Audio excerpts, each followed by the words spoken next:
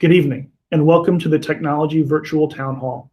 I'm Eston Melton, Executive Director of Information Services. Thank you for joining me this evening. I hope the information we provide will alleviate at least some of the stress and anxiety you're experiencing. Although you will not be able to ask questions in the webinar Q&A tool, the link to submit questions is still open, as well as the opening2020@csdecatur.net email inbox. CSD has three pillars that keep our work focused on our vision and mission. These three pillars are advancing racial equity, accelerating student learning, and building and sustaining a positive school climate. We believe that our work in these three core areas, whether it happens in person or virtually, will result in helping our students be their best, achieve their dreams, and make the world a better place. Tonight, we'll review some essential and recommended tools and practices. I'll share with you some avenues to request and even offer help, and we'll review next steps both for families and for CSD. We've received a few questions from the community that I'll try to address as we go, and we might have a couple toward the end of the presentation. Again, by way of introduction, I'm Eston Melton, and I'm the Executive Director of Information Services. I have a team of a dozen employees who maintain and support technology used around the district. We've worked closely with Dr. Christy Beam, our Executive Director of Curriculum and Instruction, and a team of 24 teachers to collaborate on tools and supports for students to resume their learning next week. The first essential tool I want to make sure you're aware of is our Virtual Learning Help and Knowledge Center at virtual.csdecatur.net. There are sections for parents, students, and staff, plus a tech help area. We are still adding content, and this week we'll have some additional videos to assist with login and accessing and navigating Google Classroom, so please check back regularly. We will continue to use Classroom as the main tool to provide students with their course materials. Students who cannot participate in live sessions will also find in Classroom recordings of their missed live sessions. Live sessions will be accessed via a link in Classroom, and Meet will be the specific tool teachers and students use to connect in real time. Meet will also be the tool used by counselors and other service providers who are otherwise part of the student's support team. When a student logs into Google Classroom, they will see essentially a folder for each of their classes. Pre-K through 2 students can expect to see homerooms and specials, and older students will see classrooms for all of their scheduled classes. Within any given classroom, you'll see something like this. Below, in the stream, students can see announcements and assignments shared by the teacher. Assignments with a due date have some additional signposts, such as the due date, and also assigned stands out in bolder text. All course materials, including assignments and other readings and enrichment and reinforcement supports, will be posted and can be found in the classwork section. Announcements, upcoming assignments, and overdue assignments can also be emailed to guardians, and I'll talk a little bit more about that at the very end of tonight's town hall. The Meet link will also be visible at the banner at the top of the classroom. When a student clicks that Meet link, one of two things will happen. If the teacher has not yet begun the live session, the students will get an error message. It's kind of the equivalent of trying to open a locked classroom door before the teacher shows up. They can't get in. But once a teacher has initiated the live session, students will see a message, something like this. We encourage students to click the mute button before they join the session. And once they've muted themselves, they can click Join Now. Once they have joined a Meet, they'll see a fairly straightforward, clean interface. Prominent buttons at the bottom are, from left to right, options to mute or unmute themselves, to disconnect from the Meet, or to turn on or off their camera. We have directed teachers to record all Meets involving students, whether whole class or individual. We certainly respect some students' desire not to have the camera on, but turning the camera off does not mean that the meeting will not be recorded. Slightly further to the right, students have the option to turn on live machine-generated closed captioning. Toward the top right, they can access the chat panel to drop in links or to read links and other materials provided there by their teachers.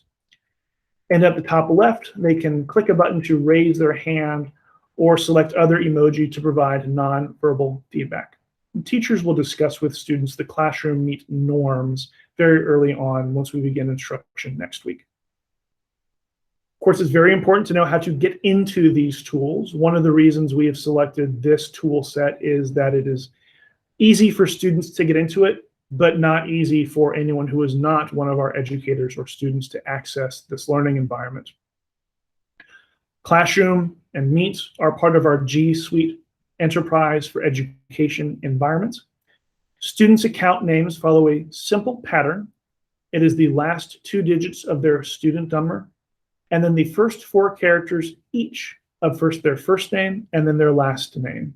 So if my student ID ended with the numbers 1, 2, my account login would be 12ESTOMELT@csdecatur.net. Students' default password is the word student followed by their student number, with one very important exception this evening, Monday, August 10th.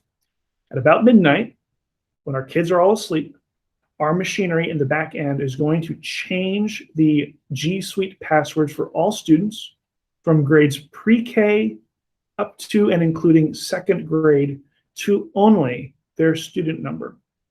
We think this will enable students to be better stewards of their own learning and quite simply make their and their parents' lives a little bit easier. The write-up of these directions is available at virtual.csdecatur.net, and within the next couple of days, we will also have videos showing students and parents how to input this information. Another essential tool is, of course, a computer with which to access learning. We recommend students use a Chromebook or a laptop or desktop. We do not recommend using a tablet, either an Android or an iPad. Families can still request to borrow CSD equipment via the Virtual Learning Readiness Form, and that form is still posted at the CSD website, and it is also linked from the virtual.csdecatur.net page. That form will remain open until noon on Wednesday, August 12th. Families can also still request to borrow a prepaid cellular hotspot. However, we strongly recommend any family with the means to use a dedicated wired internet connection from an internet service provider. The Virtual Learning website will have information pointing families toward low-cost services that are available throughout the community. But cellular hotspots rely on cellular connections, and just about any resident of Decatur can tell you that our success in this community with cellular hotspots can be inconsistent. We highly recommend for families that are using family-owned equipment to use the Chrome browser with sync turned on. This allows us to push helpful extensions and bookmarks to students. For example, the hand raising and emoji nonverbal feedback that I showed you on the Meet slide comes from a Chrome extension that we're able to push out to students, but only if the students are logged in with their CSD G Suite account to a Chromebook or in Chrome in their family-owned device. We will have another video going up showing students and families how to log into Chrome and turn on sync within the next day or two. In terms of some expectations, one thing to expect for students who have logged in with their CSD G Suite account into a Chromebook or Chrome with sync turned on is that once they have logged in and established that sync, Classroom will automatically load when students start up the web browser. Additionally, we're pushing out 3 bookmarks that cannot be erased or suppressed. Those bookmarks are to Classroom, to Meet, and to the Virtual Learning site. The home button in the Chromebook or Chrome browser is turned on and cannot be turned off, and that will always take students back to Google Classroom. When things go wrong, and some things will go wrong for some people, that is to be expected anytime we rely in such high volume with so many people on technology spread throughout the community. When things go wrong, we highly recommend notifying your student's classroom teacher or counselor. That way, the teacher or counselor is aware that there's a technology issue that may be a barrier to students completing or participating in their learning.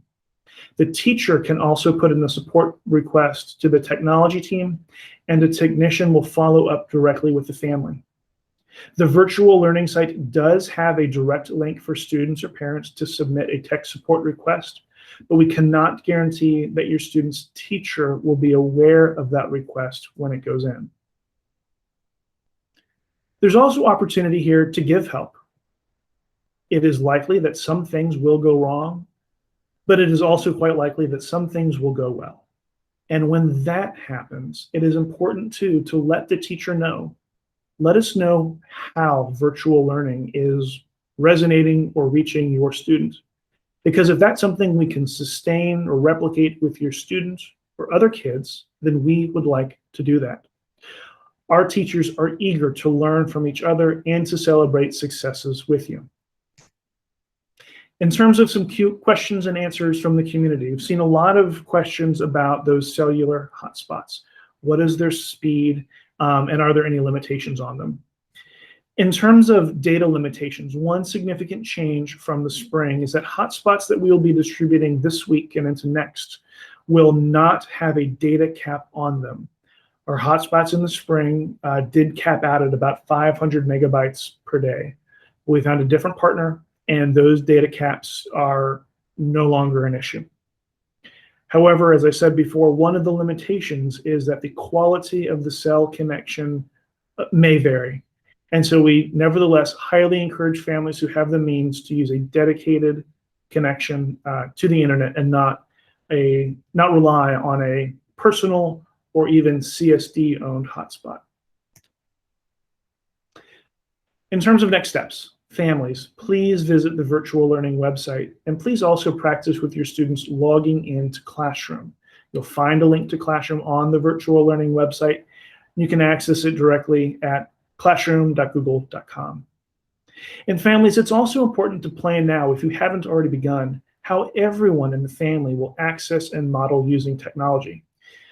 I am, in addition to being the technology director for the district, the parent of a rising kindergartner.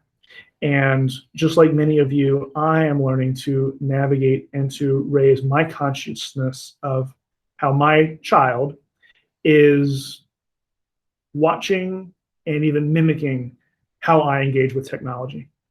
It is an added responsibility for all of us as parents. It is also an opportunity to have these conversations about technology, fluency, and health with our kids, even if, unfortunately, the circumstances require us to have these conversations earlier than many of us would have liked. Over the next few days, we will begin to roster students into classrooms, so their own classrooms will begin to appear. Keep practicing those classroom logins, and when you do see a classroom appear, click into it and look for that link to the Google Meet in that banner. You'll want to be able to find it on day one so that everyone can be on time to the Monday morning virtual learning session. And lastly, in terms of next steps, after we roster our students in the classroom, you're next. Once school begins, shortly after August 17th, we will begin syncing parent contact information from Infinite Campus to our students in classroom. It will give guardians the opportunity to receive daily or weekly summaries of announcements, upcoming assignments, missing assignments in classroom. You can choose the frequency at which you'll receive these messages, but the first step is to accept the invitation to be connected to your child or children in classroom. We'll have at least one more community newsletter before we begin syncing guardians over to classroom, and we'll have additional information, including a mock-up of what these messages look like in that next district newsletter. So from here, please check our virtual learning website at virtual.csdecatur.net. Continue to look for in your email inbox and or on your school or district websites, communication from the district and from your schools about what is happening. Thank you all for your time. Again, I hope that this has alleviated some anxiety or at least provided a bit of clarity. Even in these circumstances, or perhaps even because of these circumstances, we are excited to see your children in just a few days. We're going to do everything we can to ensure that they are healthy and successful, but certainly we will not be able to do it without your support. Thank you again for your support this evening in attending this webinar, and have a good night.